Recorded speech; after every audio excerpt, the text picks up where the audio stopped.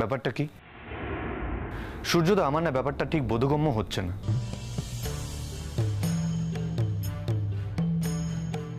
না, যে মানুষটা দুদিন ধরে রেসপন্স করলো সেই মানুষটা ওষুধ খেয়ে হঠাৎ করে এরকম এক রাতের মধ্যে কোল্যাপস করে গেল।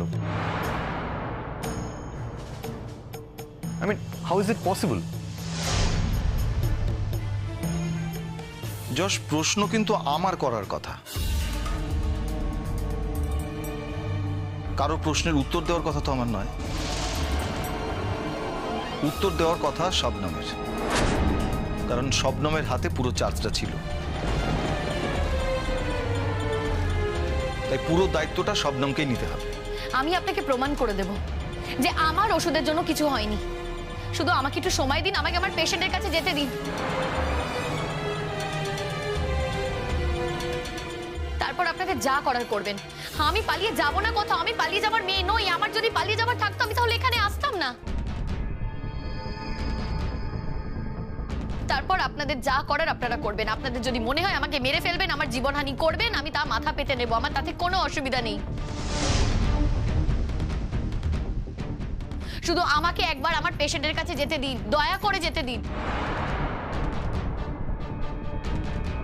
না, আমি একটা কথা বলতে চাই। তুমি একটু কনসাল্ট করে নিলে না কেন শাবনাম? নিজে একাই সিদ্ধান্তটা কেন নিতে গেলে? তুমি তো কারোর সাথে না হোক যশের সঙ্গে কনসাল্ট করতে পারতে। যশের এক্সপিরিয়েন্সটা তো তোমার থেকে বেশি। প্লিজ ডোন্ট মাইন্ড, তুমি তো জাস্ট পাশ করে ঢুকে পড়েছো শাবনাম। যশের এক্সপিরিয়েন্স আছে, কারোর সাথে কথা বলতে হবে না। আমি বলছি না তুমি আমার সঙ্গে কেন কনসাল্ট করলে না, তুমি একবার যশের সাথে অন্তত কথা বলে নিতে পারতে মনে হয়। আমার মনে হচ্ছিল কারোর সাথে কনসাল্ট করার কোনো দরকার নেই।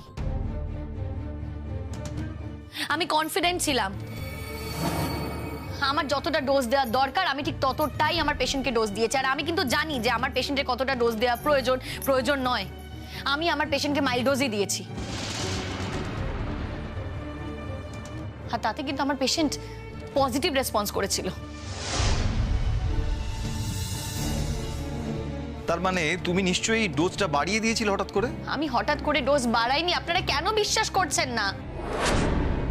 যতটা ডোজ দেওয়া প্রয়োজন মনে হয়েছিল আমি ততটাই দিয়েছিলাম। আর আমি আপনাকে দায়িত্ব নিয়ে বলছি, হ্যাঁ আমি দায়িত্ব নিয়ে বলছি, আমার ওষুধের কারণে পেশেন্টের কিচ্ছু হয়নি। আচ্ছা, তাহলে কি উপর থেকে হঠাৎ করে ভগবান এসে আজকে ভদ্রলোকের এই অবস্থা করেছেন? তুমি ঠিক কি বলতে চাইছো বলো তো শবনম? আমি কিচ্ছু বলতে চাইছি না। আমি আমার পক্ষ নিয়ে কিংবা অন্য কারোর পক্ষ নিয়ে কোনো কথা বলছি না। আমি শুধু বলছি আমি রেসপন্সিবল নই, আমার ওষুধ কারো ক্ষতি করতে পারে না। হাত জোর করে বলছি, হাত জোর করে আপনাদেরকে বলছি, আমাকে প্লিজ আমার পেশেন্টের কাছে যাওয়ার সুযোগ করে দিন প্লিজ। দাঁড়ান, তার আগে আপনাকে কথা দিতে হবে আমার বাবা যে অবস্থায় ছিল আপনি আমার বাবাকে সেই অবস্থায় ফিরিয়ে দেবেন। তাহলে কিন্তু আপনার কপালে আজকে দুঃখ আছে, এটা আমি আপনাকে বলে দিলাম। দেখুন, আপনারা পেশেন্টের বাড়ির লোক, আমি বুঝতে পারছি আপনাদের পেশেন্টের সাথে একটা ইমোশনাল অ্যাটাচমেন্ট আছে, আর সেটা হওয়াটাই স্বাভাবিক। তবে আপনারা একটা জিনিস ভুলে যাচ্ছেন, একজন ডাক্তার যখন একজন পেশেন্টের ট্রিটমেন্ট করে না, সে কিন্তু রোজ তার চিকিৎসা করে, তার সাথে কথাবার্তা বলে, রোজ দেখাশোনা করে, তারও কিন্তু পেশেন্টের সাথে একটা ইমোশনাল অ্যাটাচমেন্ট তৈরি হয়ে যায়। সেটা না হলে ডাক্তারের খুব কষ্ট হয়, খুব দুঃখ হয়, আর সেই কষ্টটা কিন্তু উপেক্ষা করার মতো নয়। শবনম আমার স্ত্রী, আমার সাথে রোজ রাতে ওর এই পেশেন্টকে নিয়ে কথা হতো। ও আমাকে সবকিছু জানাতো, বলতো যে পেশেন্ট কিভাবে রেসপন্স করছে না। ইনফ্যাক্ট পেশেন্ট যখন পজিটিভলি রেসপন্স করছিল তখন শবনম খুব এক্সাইটেড ছিল, খুব খুশি হয়েছিল।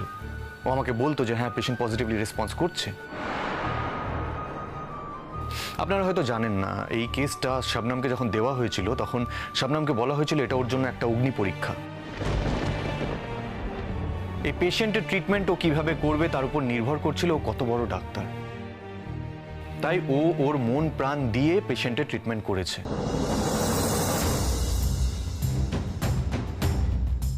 ও দিনরাত এক করে দিয়েছে এই পেশেন্টকে সুস্থ করে তোলার জন্য। আপনারা তো ওনার বাড়ির লোক, আপনারা রিলেটিভ ওনার, আপনারাই বলুন না, আপনাদের কখনো কি এরকম মনে হয়েছে যে Shabnam irresponsible doctor? I mean, Shabnam কখনো আসেনি, পেশেন্টের চেক আপ করতে আসেনি, রাউন্ডে আসেনি, বা পেশেন্টের সাথে ঠিক করে কথা বলেনি, ট্রিটমেন্ট করেনি?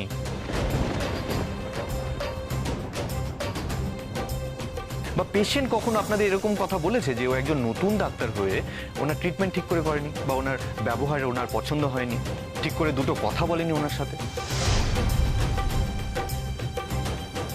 দেখুন, আমার ধারণা এটাই যে পেশেন্ট এরকম কোনো কথা আপনাদের কিন্তু বলেনি। আপনারা যদি এটা অনেস্টলি স্বীকার করেন তাহলে কিন্তু আপনাদেরই। না না না, তাতে কি হলো? তাতে কি প্রমাণ হলো যে পেশেন্ট ওনার সঙ্গে ভালোভাবে কথা বলে বলে উনি একজন ভালো ডাক্তার? কি বলতে চাইছেন কি আপনি? শুনুন, আমাদের কোনো ভালো কথা বলার লোকের দরকার নেই। আমার দরকার আমার বাবাকে বাঁচানোর জন্য একজন ভালো ডাক্তারের। বুঝতে পেরেছেন? উনি কি সেই চেষ্টা করেননি? না না, আপনারা বলুন না, আপনাদের কি মনে হয় উনি সেই চেষ্টা করেননি? ধর্ম তো বলুন না, বুকে হাত রেখে বলুন সত্যি কথাটা। শুনুন, আমি আপনাকে একটা কথা বলে দিচ্ছি, আমি না এসব কিছু জানতে চাই না। আমি একটা কথাই জানতে চাই, আমার বাবা বাঁচবে কি বাঁচবে না। তার জন্য কিন্তু সবার আগে আমাকে পেশেন্টের কাছে যেতে দিতে হবে। কথা দিয়ে যান আপনি, আপনি কথা দিয়ে যান। দেখুন, আমি কথা দিতে পারবো না। আমার পেশেন্টকে না দেখা অবধি আমি আপনাদের কোনো কিছু কমিট করতে পারবো না, কিন্তু আমি এটা কথা দিতে পারি যে আমি আমার পেশেন্টকে সুস্থ করার চেষ্টা করব। দেখো শবনম, পেশেন্টের না সার্ভাইভ করার চান্স একদম জিরো। হ্যাঁ, তুমি হয়তো একজন খুব বড় ডাক্তার, তোমার মনে হচ্ছে, আমি খুব ছোট্ট ডাক্তার। আমার এটা মনে হচ্ছে, শুধু আমার একার নয় শবনম, ওখানে গ্রুপ অফ ডক্টরস রয়েছেন, তারা প্রত্যেকেই মনে করছেন যে পেশেন্টের সার্ভাইভ করার চান্স প্রায় জিরো। তারা কিন্তু কেউই হোপফুল নয়। আমি একবারও বলিনি যে আমি বড় ডাক্তার। হ্যাঁ, তুমি বলোনি শবনম, কিন্তু কাজটা তুমি তেমনই করে ফেলেছো। বড় ডাক্তারের মতোই কাজটা তুমি করে ফেলেছো। তুমি একটা মেডিসিন চেঞ্জ করলে বা ডোজ বাড়ালে হোয়াট এভার, সেটা তুমি সূর্যদাকে একবারও জানাবে না? আফটার অল ওনার আন্ডারে তো তুমি কাজটা করছো। ওনার আন্ডারে থেকে তুমি ডিসিশনটা একা কি করে নিয়ে নিতে পারো? এটা কিন্তু তোমার ভুলই হয়েছে শবনম। দেখো, হয়তো জেদ করে তুমি এই কথাটা স্বীকার করতে নাও পারো, কিন্তু আমার মনে হয় এটা ভুল হয়েছে। আর আমি তো এত রাতে ছুটে এলাম, কেন এলাম বলো? আমি জানতাম তোমার উপর একটা অ্যাটাক হবে। এই যে দেখছো, আমি জানতাম এটা হবে। আমার খারাপ লাগলো, আমি না থাকতে পেরে ছুটে এলাম। এটা আমিও অ্যাডমিট করছি শবনম, সূর্যদার সাথে কনসালটেশন ছাড়া তোমার এই ওষুধটা অ্যাপ্লাই করা ঠিক হয়নি। না না, উনি দেখে ডাক্তারি ফলাতে এসছেন না, ডাক্তারি ফলাচ্ছেন আপনি এখানে। শুনুন, আপনারা দয়া করে আমার কথা শুনুন। আমি কোনো ডাক্তারি ফলাতে আসিনি। আমার যেটা ধর্ম আমি সেটাই করেছি। হ্যাঁ, আমি মানছি আমি পেশেন্টের ওষুধ চেঞ্জ করেছি। যতবার পেশেন্টের ওষুধ চেঞ্জ করব ততবার কি আমি সিনিয়র ডাক্তারের সাথে কনসাল্ট করব? তাহলে তো আমি আমার কনফিডেন্সটাই হারাবো। আচ্ছা, আপনি বলুন না, আপনি বলুন, ভেবে বলুন, আমি একটা ওষুধ দিয়েছিলাম, তারপর কিন্তু আমার পেশেন্ট ইমপ্রুভ করছিল। দুদিন বাদে রিঅ্যাকশন হলো। এর আগে কি কখনো এরকম হয়েছে? আপনি বলুন না, চুপ করে আছেন কেন, বলুন।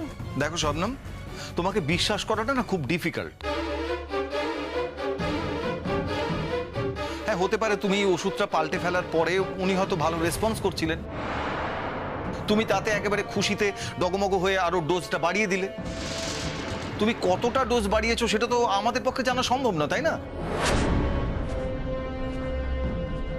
আচ্ছা, এক মিনিট একটু ভেবে বলো তো, সত্যিই কি ডোজটা বাড়াওনি তুমি? বারবার বলছি তো বাড়াইনি। তুমি মুখে বলছো, কিন্তু কাজের ক্ষেত্রে সেটা প্রমাণ কি শবনম? এর বেশি প্রমাণ আমার কাছে নেই। আমার মুখের কথাই আমার প্রমাণ। আমার তো মনে হয় নিশ্চয়ই আপনি আমার বাবাকে বেশি ডোজের ওষুধ খাইয়ে মেরে ফেলেছেন। দেখুন, আমি তা করিনি। তাও যদি আপনাদের মনে হয় আমি এটা করেছি, তাহলে আপনারা আইন হাতে তুলে নিন। আপনার বাবাকে বাঁচানোর থেকে একজন ডাক্তারকে নিগ্রহ করতে চান তো করুন, আমার কোনো অসুবিধা নেই। আমি নিগ্রহ হতে ভয় পাই না, কিন্তু হাতে এখনো সময় আছে, আপনার বাবার প্রাণটা আছে। এই দয়া করে আমাকে সুযোগ করে দিন আপনার বাবাকে বাঁচানোর। আর তা না হলে কিন্তু পরে আপনাকেই হাত কামড়াতে হবে। সেই জন্য তো বলছি আপনাকে, আমাকে লিখে দিয়ে যেতে হবে। দেখুন, আমি লিখিতভাবে বলতে পারবো না যে আপনার বাবাকে আমি বাঁচিয়ে তুলব, কিন্তু আমি এটা বলতে পারি যে আপনার বাবাকে আমি বাঁচানোর চেষ্টা করব। আর আপনাদের যদি লেখালেখি করে সময় নষ্ট করার ইচ্ছে থাকে তাহলে তাই করুন। হ্যাঁ, আমার পেশেন্ট চলে গেলে আমার যতটা লস হবে, আপনার বাবা চলে গেলে কিন্তু আপনার লসটা আরো বেশি হবে। আর সেই লসটা যদি আপনি বের করতে রাজি থাকেন তাহলে সত্যি আমার কিছু বলার নেই। ঠিক আছে, আমি আপনাকে ওপরে যেতে দিচ্ছি, কিন্তু ম্যাডাম একটা কথা মাথায় রাখবেন, আমার বাবার যদি কিছু হয়ে যায় এবং যদি প্রমাণ হয় এর সঙ্গে আপনি জড়িয়ে আছেন, তাহলে কিন্তু আমি আপনাকে... যা করার করবে। আপনারা যা ডিসিশন নেবেন আমি মাথা পেতে নেব, কিন্তু এখন আমাকে আমার পেশেন্টের কাছে যেতে দিন।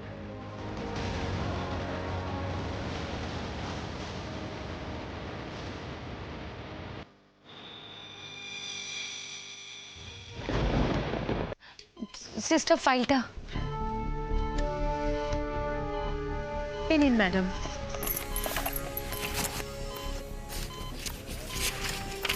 দেখেছো তো শবনম, পেশেন্টের কি অবস্থা করেছো তুমি?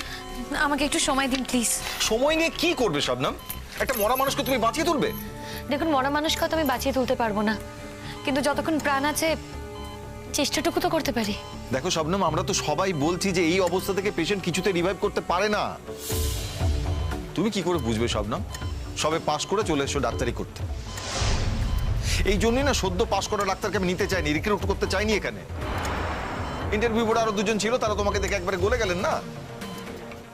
আমি একটা কথা বলি? তোমার এখন আর কি বলার আছে শবনম? হ্যাঁ, বলার আছে। আমি কোনো অন্যায় করিনি যে আমি কথা বলতে পারবো না। তুমি এখনো বলছো যে তুমি না বলার মতো কিছু কাজ করোনি? বলছি আমি কিছু ভুল কখনো করিনি। আপনি যদি কিছু মনে না করেন এই ঘর থেকে প্লিজ একটু অন্য ঘরে গিয়ে বসুন। হোয়াট? তুমি আমার আন্ডারে কাজ করছো এখানে, আর তুমি আমাকে বলছো এখান থেকে চলে যেতে? হ্যাঁ বলছি, কারণ আমার পেশেন্টের ট্রিটমেন্ট করতে অসুবিধা হচ্ছে। আপনি যদি এতটা উত্তেজিত থাকেন, সেই উত্তেজনা আমাকে টাচ করছে। আমি পেশেন্টকে ঠিক করে ট্রিটমেন্ট করতে পারছি না। ট্রিটমেন্ট করার কি আর কিছু বাকি আছে শবনম? সেটা আপনার কথা, কিন্তু আমার এখনো বাকি আছে।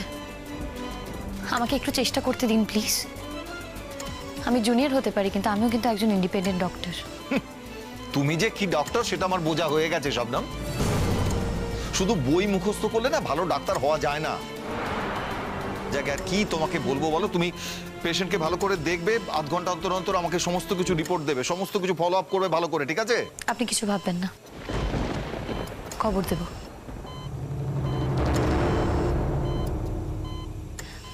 সিস্টার, আমার না ভারী অদ্ভুত লাগছে। আমি একটা জিনিস কিছুতেই বুঝতে পারছি না। আমি তো দুদিন আগে পেশেন্টের মেডিসিন চেঞ্জ করেছিলাম, প্রপার ডোজে দিয়েছিলাম, আর আমার পেশেন্ট ইমপ্রুভও করছিল। তাহলে হঠাৎ করে কি হলো? আমার পেশেন্টের কি করে এরকম কন্ডিশন হলো? মানে যদি এরকম কন্ডিশন হওয়ার থাকতো তাহলে তো দুদিন আগেই হতো। আমার সত্যি খুব বুঝতে অসুবিধা হচ্ছে সিস্টার। আমি কি বলবো বলুন ম্যাডাম, আপনি আমাকে যা যা বলেছেন আমি তো সেই ইনস্ট্রাকশনগুলোই ফলো করেছি। আমি বরঞ্চ আমার একজন সিনিয়র ডক্টরকে ফোন করি, ডক্টর ঘোষ, ওনার খুব নাম আছে, ওনার থেকে হেল্প নিই।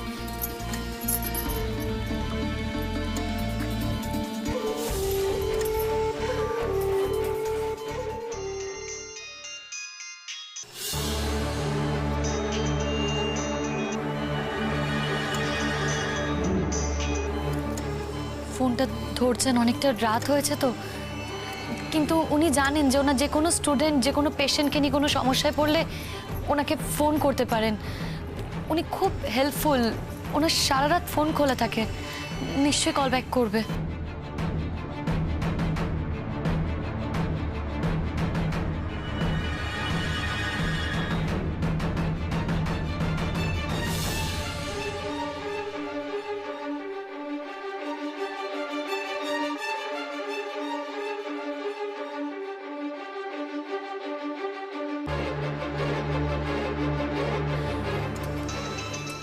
এই তো কল করেছে। স্যার, আমি শবনম কথা বলছি। শবনম? কোন শবনম? স্যার, আপনার স্টুডেন্ট শবনম খাতুন। ও হ্যাঁ, তা এত রাতে কি ব্যাপার, কোনো বিপদ হয়েছে নাকি?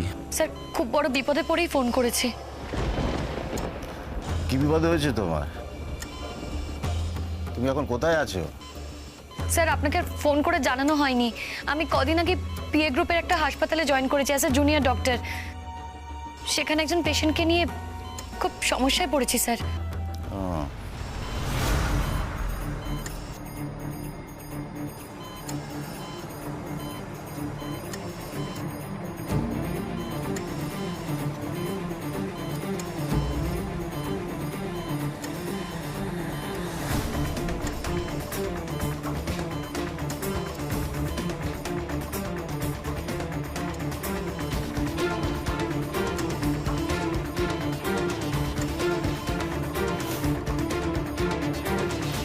আচ্ছা, সেদিন যে আমাকে রোহিণীদি বলল তুমি আমার বন্ধুর সঙ্গে দেখা করে এসো, আমি এখানে পেশেন্টকে দেখছি, তখন কোনো ভুল কিছু ঘটে যায়নি তো? না না, তখন আবার কি ভুল ঘটবে? উনি কি আর ইচ্ছা করে পেশেন্টকে খারাপ করে দেবেন? তা তো নয়। কিন্তু এই কথাটা কেন আমার মনে এলো সেটাই তো বুঝতে পারছি না। আরেকটা জিনিস, আমার কি সত্যিটা ম্যাডামকে জানিয়ে দেওয়া উচিত? স্যার যত তাড়াতাড়ি সম্ভব আপনি চলে আসুন স্যার, আমি আপনার জন্য ওয়েট করছি এখানে। স্যার আপনার উপর আমি খুব ভরসা করি, এখানে আমার ডাক্তারি নিয়ে প্রশ্ন উঠেছে স্যার। প্লিজ স্যার, এই বিপদ থেকে আপনি একমাত্র আমাকে উদ্ধার করতে পারেন, আপনি তাড়াতাড়ি আসুন প্লিজ। আরে দাঁড়াও, আমাকে কি সিচুয়েশনটাকে একটু দেখতে দাও। তবে তুমি যা ব্রিফ করলে তাতে তো এরকম হওয়ার কথা নয়। আই মিন, তোমার ট্রিটমেন্ট আর পেশেন্টের ডিটেরিয়েশন দুটোর মধ্যে কোনো সম্পর্ক নেই। তুমি যা যা মেডিসিন দিয়েছো এই কেসে তো সবই ঠিক আছে, কিন্তু আমি বলছি যে কিন্তু স্যার ওরা তো আমার কোনো কথাই বিশ্বাস করতে চাইছে না। আরে আর বলো না, এরা সব হাফ ডাক্তার। আরে দু চার পাতা ডাক্তারি পড়ে কি আর ডাক্তারি করা যায় নাকি?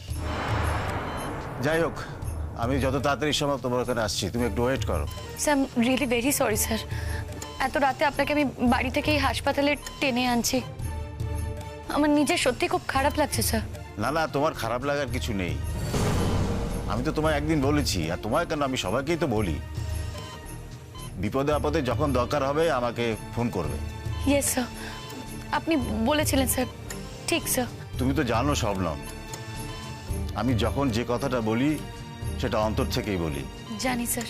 তাহলে জানোই যখন, তুমি এত ফর্মালিটি করছো কেন? আচ্ছা রাখো ফোনটা, আমি এক্ষুনি আসছি, তুমি একটু কাম অ্যান্ড কোয়াইট থেকো, ওকে? স্যার বলছি, আবার কি হলো? আপনাকে যদি ওরা ঢুকতে না দেয়? ঢুকতে দেবে না বলছো? দেখি কিভাবে ঢোকা যায়, আগে দোকানে যাই, ওকে? Thank you sir. আচ্ছা।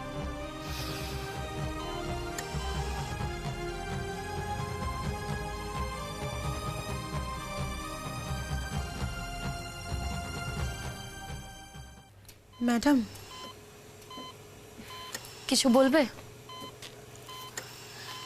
কিছু বললে প্লিজ বলো, আমি সত্যি বুঝতে পারছি না কি করব। আমার মনে হচ্ছে ইমিডিয়েটলি একটা ইনজেকশন পুশ করতে হবে। কিন্তু যদি সূর্যদা বকেন? দেখো এখন তো আর আমাদের হারানোর কিছু নেই, সবাই আশা ছেড়েই দিয়েছে, তাই আমি একটা লাস্ট চেষ্টা করতে চাই। এই ইনজেকশনটা যদি অ্যাপ্লিকেবল না হয় তাহলে পেশেন্ট হয়তো 5 মিনিট আগে মারা যাবেন, আর স্যাররা তো কেউ আশাই রাখেননি, তাই একবার লাস্ট চেষ্টা করি। আমি ইনজেকশনের নামটা লিখে দিচ্ছি, তুমি তাড়াতাড়ি আনানোর ব্যবস্থা করো।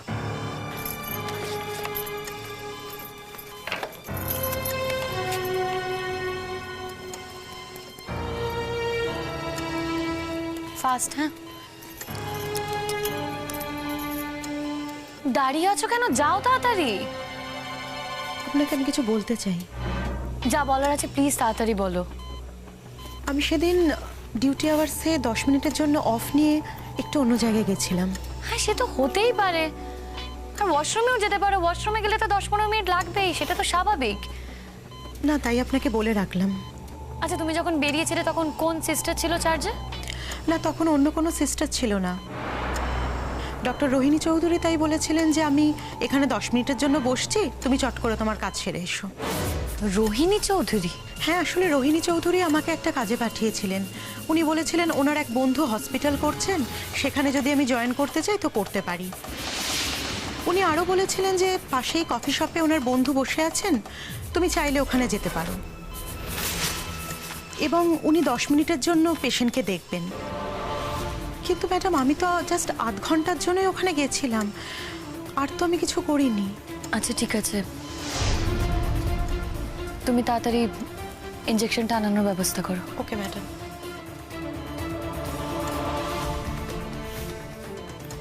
রোহিণীদি ওকে 10 মিনিটের জন্য কোথাও পাঠিয়েছিল, তারপর রোহিণীদি এখানেই ছিল।